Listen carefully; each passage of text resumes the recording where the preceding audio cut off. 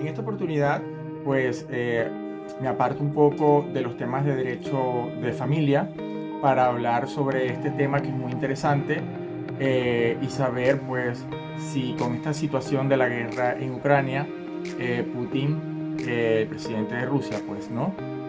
Podría ser investigado y juzgado por crímenes de guerra a través de, por ejemplo, la Corte Penal Internacional.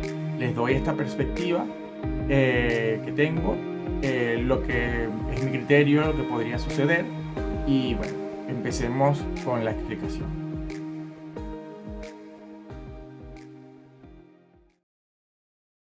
En la presente videoclase quiero analizar un poco la situación de la guerra en Ucrania y pues específicamente el hecho pues de relacionar a Putin con la Corte Penal Internacional.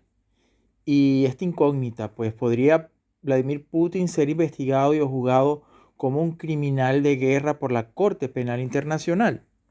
Fíjense ustedes que en esta próxima lámina vamos a explicar un poco, hablar un poquito sobre lo que es la Corte Penal Internacional y que es el primer tribunal internacional de carácter permanente encargado de juzgar a los responsables de crímenes contra la humanidad, de genocidio, de crímenes de guerra, agresión y lesa humanidad.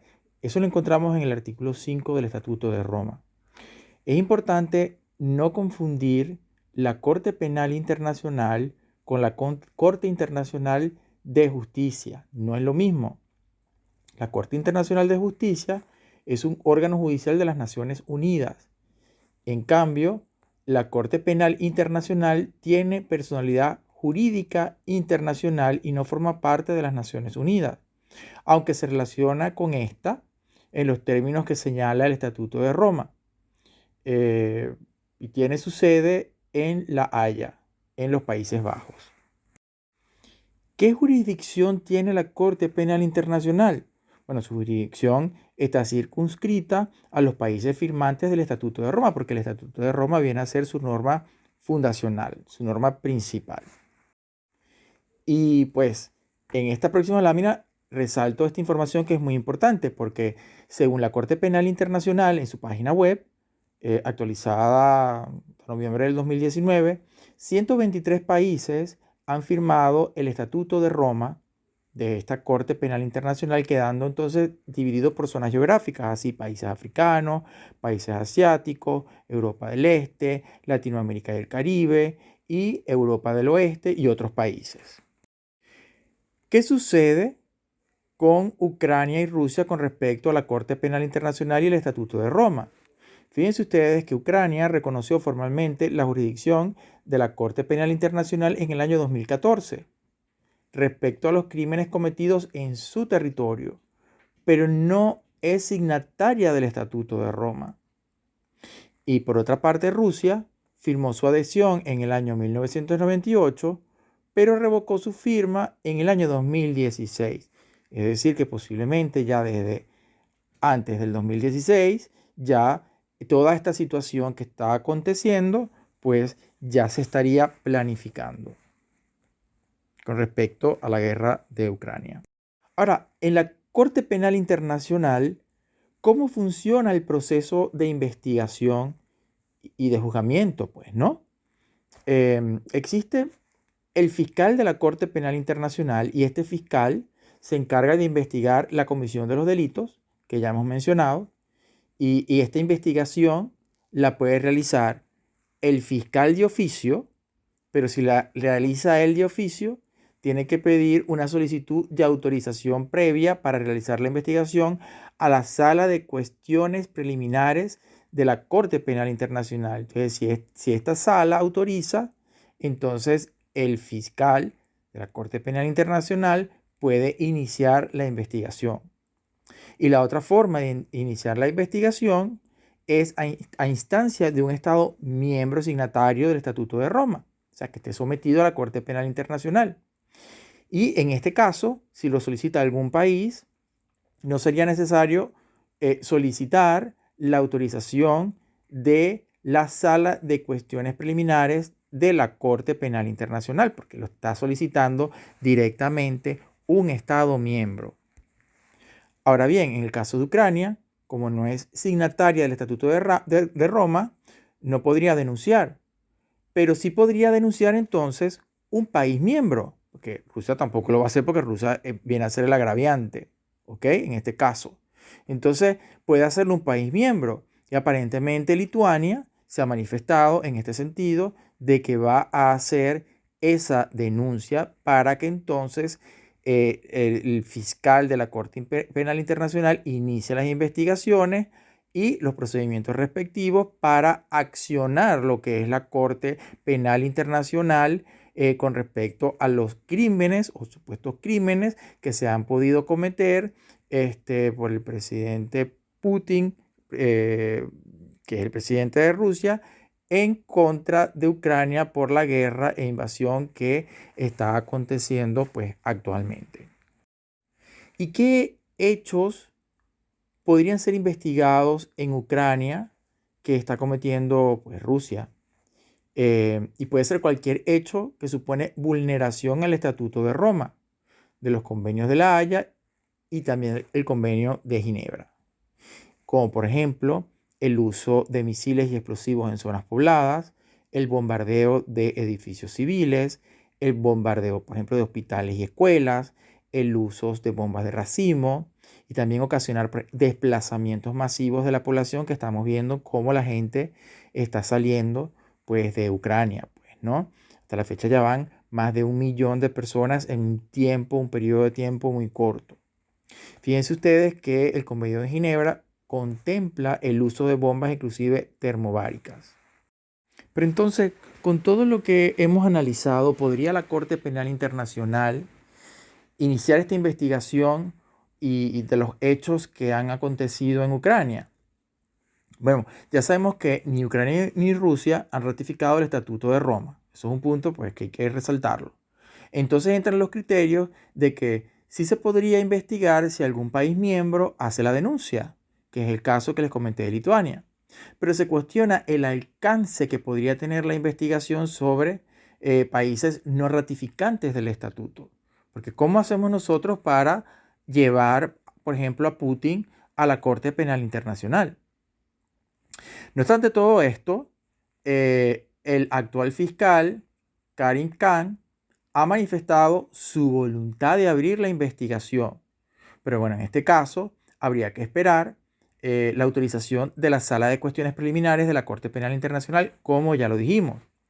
Y sobre este tipo de apertura de investigaciones, en este mismo sentido, ya hay antecedentes en la Corte Penal Internacional, como es el caso de la guerra de Georgia en el 2008 y la invasión a Crimea en el 2014. ¿Qué otras vías existen internacionalmente? Bueno, tenemos primero el Consejo de Seguridad de la ONU, actuando según el capítulo 7 de la Carta de las Naciones Unidas, insta a la Corte Penal Internacional a investigar. Pero bueno, sabemos que la ONU es una organización internacional que para mí ha desviado sus funciones. Con la politización que tiene, pues imagínense, no logra los cometidos o las funciones espléndidas que esta organización debería desarrollar.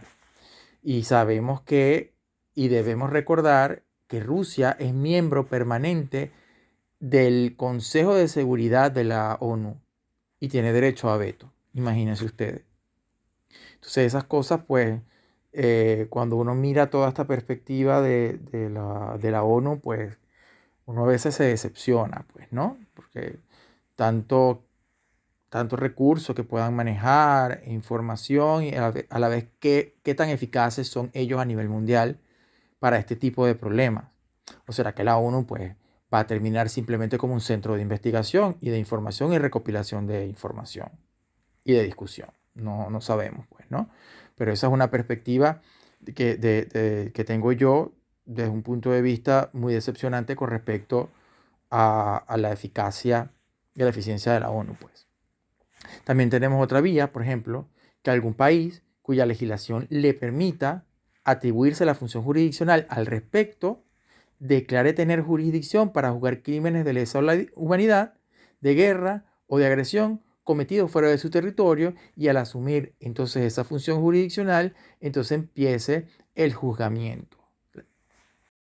Pero bueno, con todas estas ideas que estamos nosotros desarrollando, pues podría entonces Vladimir Putin ser juzgado o no por los hechos acontecidos en la guerra de Ucrania.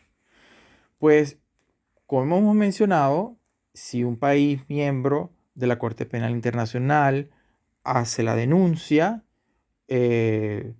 o el fiscal también pide la autorización, como ya dijimos, y la autorizan, y se inicia la investigación y se comprueban estos hechos, pues se podría iniciar el procedimiento de juzgamiento contra Vladimir Putin y podrían también dictarse medidas, pues, ¿no? Eso es una realidad. La cuestión es que suceda, pues, ¿no? Pero el problema es que como Rusia no ha ratificado el Estatuto de Roma, entonces la comparecencia de Vladimir Putin a la Corte Penal Internacional quedaría sujeta a la voluntad del mismo de acudir a la Corte Penal Internacional. Y sabemos que lo más probable pues que él no vaya a acudir voluntariamente, pues, ¿no?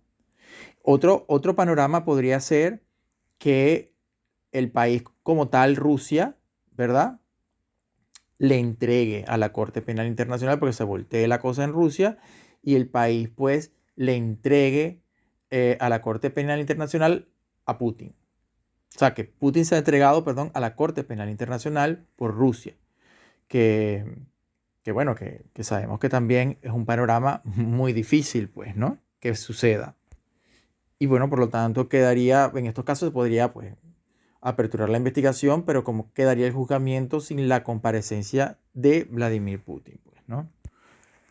Pero lo otro que sí podría además acontecer, con todo este panorama que hemos analizado, es que se firmara una orden de búsqueda y captura contra Putin para que sea detenido en caso de que viajara a un país sometido a la Corte Penal Internacional, como sucedió con el presidente de Sudán, que es Omar al-Bashir, cuando estaba en Sudáfrica en el año 2015. Es decir, si la Corte Penal Internacional dicta una medida, una orden de captura, ¿verdad? O un país se asume la jurisdicción y dicta órdenes de captura con la cooperación internacional, pues si Vladimir Putin viajara a un país que está sometido, por ejemplo, al Estatuto de Roma, a la Corte Penal Internacional o tiene convenios con algún país que por lo que es la parte de colaboración internacional por las órdenes de captura, etcétera, etcétera, un país que se asuma la jurisdicción, que es el caso que estuvimos analizando, ¿verdad? Porque su legislación le permita, y Vladimir Putin viaja a uno de estos países y se ha capturado, como el caso que acabamos de mencionar. Este es un punto de vista, un panorama eh, que yo puedo pues visualizarlo. Ya habrán otros criterios de otros investigadores, pero bueno, esto es una perspectiva que yo tengo, una inquietud y traté de plasmarla en esta videoclase. Y bueno, de repente si se dictan estas órdenes de captura, por ejemplo, ¿será entonces que Putin no podrá en un futuro salir de Rusia? ¿O será que solo podrá salir para países aliados a Rusia que no estén sometidos a la Corte Penal Internacional? Pues en estos tiempos actuales, veamos qué eficaz y eficiente será la Corte Penal Internacional. Pues será que se ratificará la fama que está adquiriendo la Corte Penal Internacional de ser lenta e ineficaz. Y sobre la ONU, pues ya les he comentado que yo estoy un poco decepcionado de esta institución y al ver cómo su politización le ha dejado al margen de la eficacia, pues, ¿no? Esperando con muchísima fe que retome su verdadero cauce. Pero bueno, estos son unos puntos de vista con respecto a la situación del juzgamiento de Putin internacionalmente, ya sea pues por la Corte Penal Internacional o por algún país que se atribuya la jurisdicción de juzgamiento en este sentido por delitos internacionales de este tipo y que se dicten las órdenes de captura, etcétera, etcétera, etcétera. Bueno, yo espero que les haya gustado esta breve videoclase donde les doy pues mi punto de vista sobre la situación de la guerra de Ucrania y sobre las posibilidades de investigación y de juzgamiento de Vladimir Putin. Nos vemos en un próximo video y que Dios les bendiga. Recuerda, si no te has suscrito a mi canal de YouTube, te invito a suscribirte, que con eso pues me apoyas muchísimo y me estimulas muchísimo. Nos vemos entonces pronto en otro video. Un abrazo.